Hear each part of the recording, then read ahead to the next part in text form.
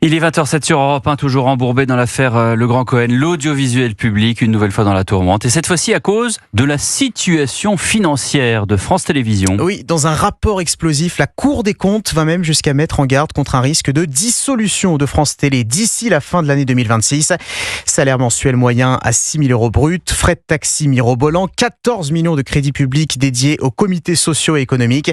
Les raisons de la gabegie sont nombreuses et forcément, Mayalène Trémollet, la classe politique se saisit du dossier.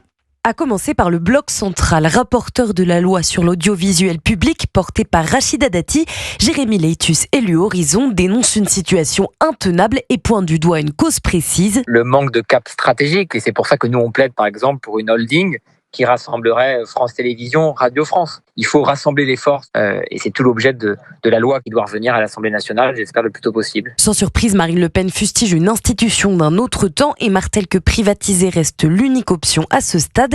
De son côté, Charles Aloncle se dit atterré. Le député UDR est responsable de la commission d'enquête sur la neutralité de l'audiovisuel public. En découvrant ce rapport, je me dis que on a visé juste. Il est temps désormais de trouver aussi des pistes d'économie et de savoir comment gérer l'argent public par les journalistes, par Madame Ernotte et par tout le système de l'audiovisuel public. Le député de l'Hérault qui annonce d'ores et déjà que la commission d'enquête se partagera en deux volets, l'un sur la neutralité de l'audiovisuel public et l'autre sur la gestion de ses finances. Mayalène Trémollet.